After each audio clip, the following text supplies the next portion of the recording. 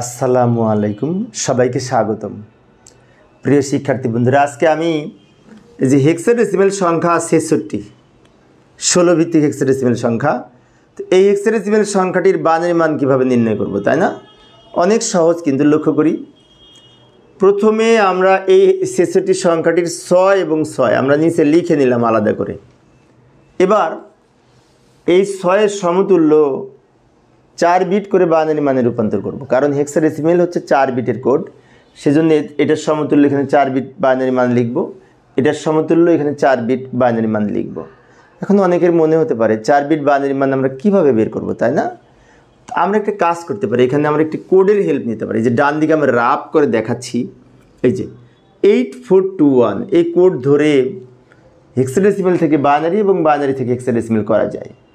যেমন আমি যদি ৬-এর মান বের করতে চাই, সমস্যা নেই, ৬ ৪ বিট বাইনারি মানে এই কোড ধরে বের করা যাবে।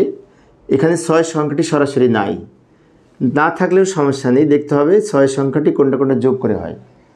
তো এই যে মাঝখানে ৪ এবং ২ যোগ করে তো ৬ হয়, তাই না? তো এই মাঝখানে দুইটা এক হবে, যে দুইটা যোগ করে ৬ হচ্ছে, আর দুই প্রান্তে শূন্য হবে, যেগুলো যোগ করার দরকার নেই তার মান শূন্য হবে। তার মানে প্রথমে শূন্য আর মাঝের দুইটা এক, শেষে আবার শূন্য। এটা হচ্ছে ৬-এর ৪ বিট বাইনারি মান, ৬-এর নিচে লিখব।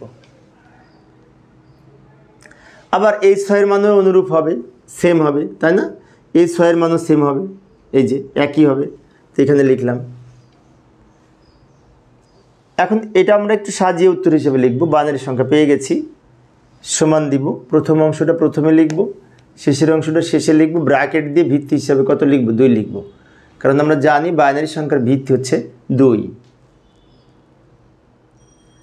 এটাই হচ্ছে উত্তর। তবে আরেকটা কাজ করতে পারি আমরা, সেটা হচ্ছে এটা আরেকটু ছোট করা যায়।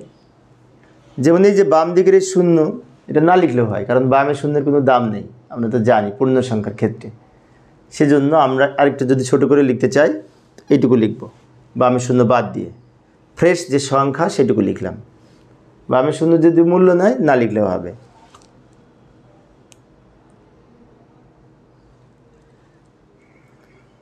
তো প্রিয় শিক্ষার্থী বন্ধুরা, আমার এই অঙ্কটি যদি তোমরা বুঝে থাকো, তাহলে অনুরূপ একটি অঙ্ক তোমাদের সামনে আমি উপস্থাপন করছি। ঠিক এর পরের সংখ্যাটা ৬৭। এই যে ৬৭ সংখ্যাটি হচ্ছে ১৬ ভিত্তিক হেক্সাডেসিমেল সংখ্যা। এই সংখ্যাটির বাইনারি মান কত হবে তা কমেন্টসে জানানোর চেষ্টা করবে। উত্তর কত হবে সেটি লিখে কমেন্টসে জানানোর চেষ্টা করবে, অথবা তুমি যদি পারো তাহলে লিখবে ইয়েস আই ক্যান, আমি পারি। তো আজকে এই পর্যন্ত। আমি অবশ্য অল্প অল্প করে আলোচনা করি, যাতে শিক্ষার্থীরা বোরিং ফিল না করে। পরিশেষে সবাই ভালো থাকবে এবং সুস্থ থাকবে, এই কামনায় খোদা হাফেজ।